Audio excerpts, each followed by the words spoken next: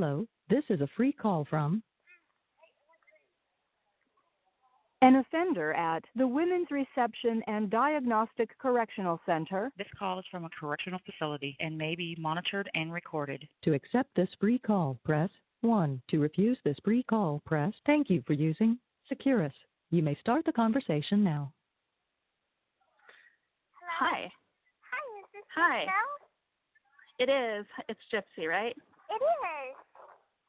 Hi. It's nice to actually get to talk to you after so much time spent thinking about you. I had just got your second letter today, and I had tried to call earlier, but I was still going through diagnostic processing and everything. Right. Have they figured out where you're going yet, or? Yeah, right now I'm in Vandalia, but I'm on the transfer list to go to Chillicothe. Okay. So So that's where you're going to be. Right. My permanent place will be in Chillicothe. Okay.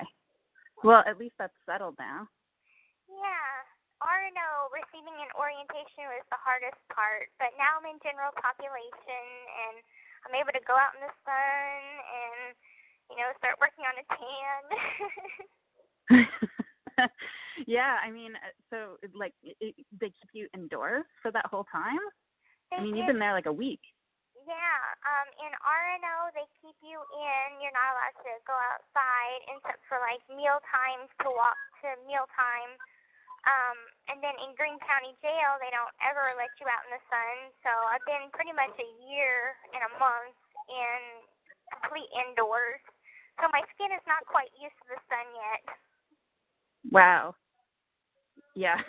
I'm pretty pale myself, but I can see that wow. Yeah. So sorry. I just rolled my chair over my cat. She just had a freak out. So, I have 80 questions, but so I don't know, what are your plans now? What are you gonna do? My plans are, while I'm here, make the most of it. I plan on getting my GED because my mom didn't really put me in school or, really homeschool me.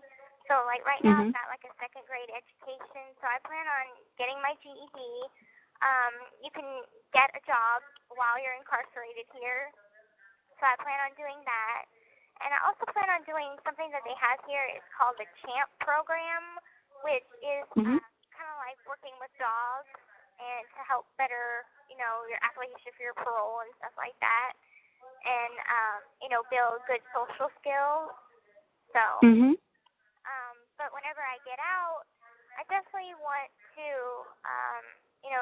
take some time to reconnect with my family, get in the community, get a job, do something that could help people and bring awareness to, maybe people that have a similar situation to mine. Yeah. Not a lot of people. I've talked to some psychiatrists about your situation, and your case is a little unique. Yeah.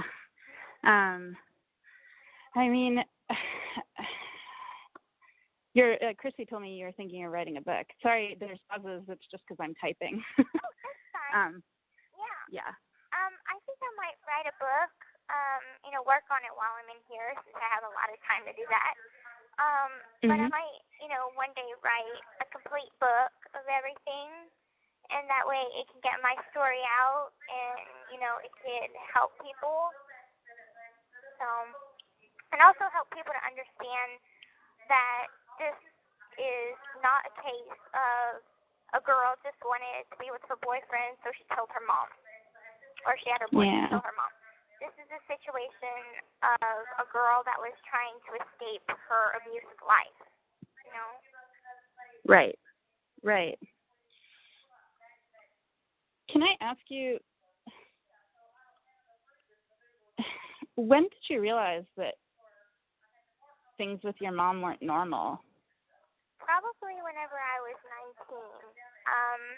I had met someone online and on Facebook, and I wasn't allowed to have a Facebook, so it was a secret Facebook account. But he just started talking to me, and I started seeing that my life was a lot different from other people's lives. And he actually got me to run away from home. So I ran away from home one time, and this was in 2011. And he said that, I could stay with him until I found a place, on my own. So I packed my stuff one night, ran away, hitchhiked. And anyway, my mom ended up finding me within like 4 hours, brought me back home, smashed my computer and cell phone, and tied me to a bed with a dog leash and handcuffs so I couldn't escape. And she said if I ever tried to do that again, that she'd smash my hands with a hammer. Wow. So, I mean, I did try and at least make an attempt to run away. Yeah. I mean, other people told me about that, too. I mean, is there something he said that made you think, oh, this isn't normal? Yeah, I think it was just the fact that, she didn't like him to be my friend, and he just kind of told me, well, you're 19, why is your mom still telling you who you can and cannot hang out with, and why can't you come visit me, and things like that. And it just made me realize that my life is not normal because, other people can go visit other people at someone's house, but I can't. Right. It just kind of sparked me wondering, why am I different? Right. Somebody told me she smashed the computer, too? She did. Yeah. Huh. Wow. So how long were you, talking to various people online before she found out? I had made the Facebook, I want to say in late 2010, and she found out about it in mid 2011. So it wasn't very long that I had it, and I kept trying to get online, even if it was her computer or something, to make another one, to try and make friends. And I knew that she wouldn't be okay with me talking to various people, but I just, I wanted to make friends. I wanted to talk to people, so I kept, sneaking around, trying to go behind her back, talk to people. So. Right. But she kept finding out because I wasn't that sneaky. Right. I mean, yeah.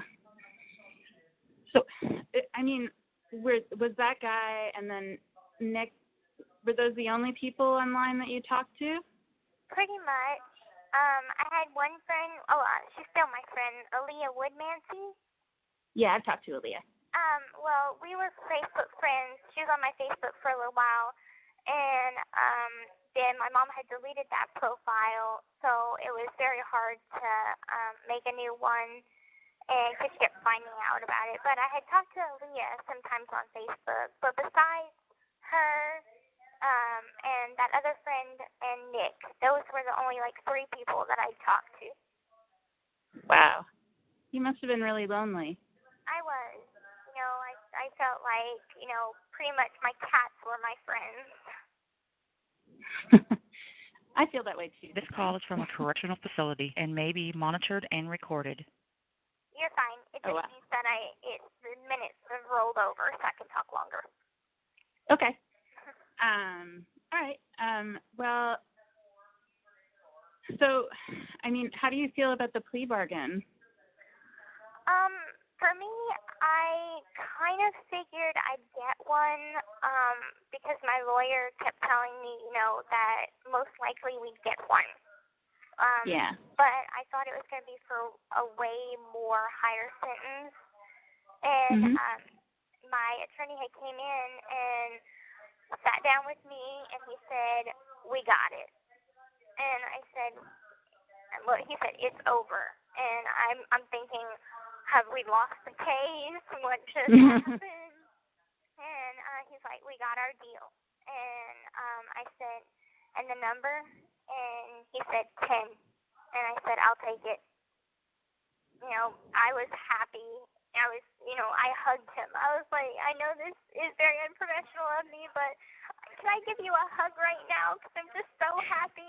And I gave him a hug. And, it was a good moment. And that moment where it was in writing. It was done, all wrapped up, and they dropped the armed criminal action. They dismissed it. So I just have to do, I took the 10 years, and it's at 85%. And I've already done a year in county time, so like 7.5 years on prison grounds. And then after that time, I am out of here and with my family. I know. It'll be your first taste of the real world, I guess. It will be. And, I think this time is good for me because I can learn how to be a normal, I guess, human being. I've been raised to do what my mother taught me to do, and those things aren't very good. She taught me how to lie, and I don't want to lie. I want to be a good, honest person, and I just want to be with my dad and my stepmom because they are amazing people. They've been 100% behind me ever since this happened. I thought that, my mom kept telling me that my dad wanted nothing to do with me and that he abandoned us. And, that's so far from the truth. He kept trying to come and see me throughout my life, but, she just kept being that roadblock. And, he understands everything that I've gone through. I understand everything from his point of view.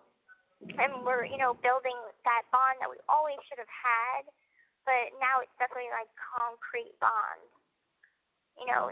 It's definitely, I see that the love of a parent can be unconditional because that comes from him. And my stepmom.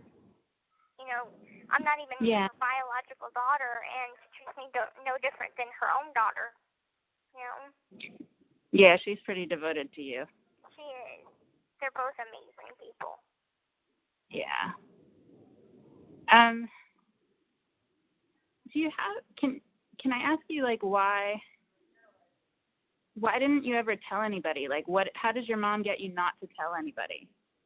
I think I was scared that she would get in trouble, and really, the difference between right and wrong and to tell somebody or not to tell somebody was kind of blurred because that's the way I was taught, and that's the way I just grew up that way. So right. I really, honestly, didn't know no better. And thinking about it now, I wish I would have reached out to somebody and told somebody before I told Nick. Because really, when I told Nick, he did seem upset about it. And how this whole thing got started was that he was talking about how he thinks he's this assassin in another life and like a past life. And he said that he'd do anything to protect me and protect me from anybody. And I said, anybody? And he said, yes. And I said, even my mom? And he said, yes. And I guess that's how the whole thing got started. Right. It just got too far too quick. Yeah. Yeah, I can see that. Okay, go ahead. Oh, I was just going to ask you, so Christy told me that you think your mom had Munchausen? Yeah, a lot of people had told me that she might have symptoms of Munchausen by proxy. And there were tablets at the jail, so I went on WebMD, and I looked up the symptoms, and she had all of them. The doctors thought that she was so devoted and caring, but at home, she would be caring, but I think she would have been the perfect mom for someone that actually was sick, but I'm not sick. There's that big difference. because she would give me my medicine on time, take me to my doctor's appointments and stuff like that. She was very meticulous about those kinds of things. But it really just isn't healthy for someone that is not sick. Do you think that she really thought you were sick? On her mind, I think she did. Yeah, because, my hand don't feel like mine. And, she had said, oh my God, your muscular dystrophy is getting worse. She said my hands just don't feel, little things like that. It was like it was getting blown up in the line. Right.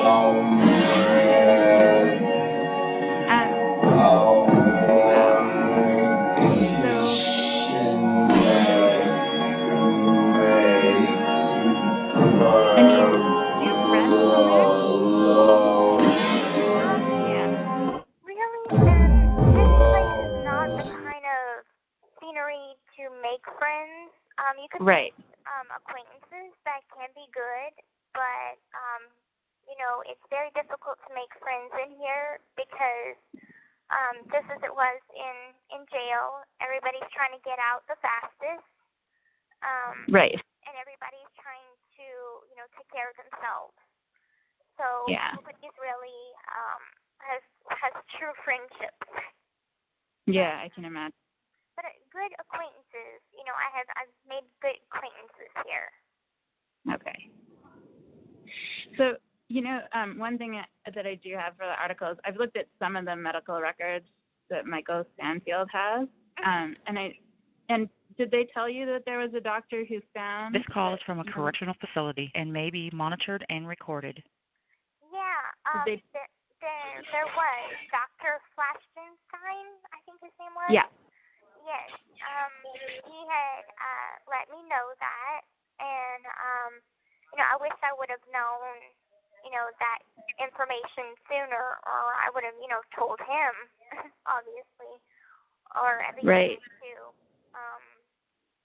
But it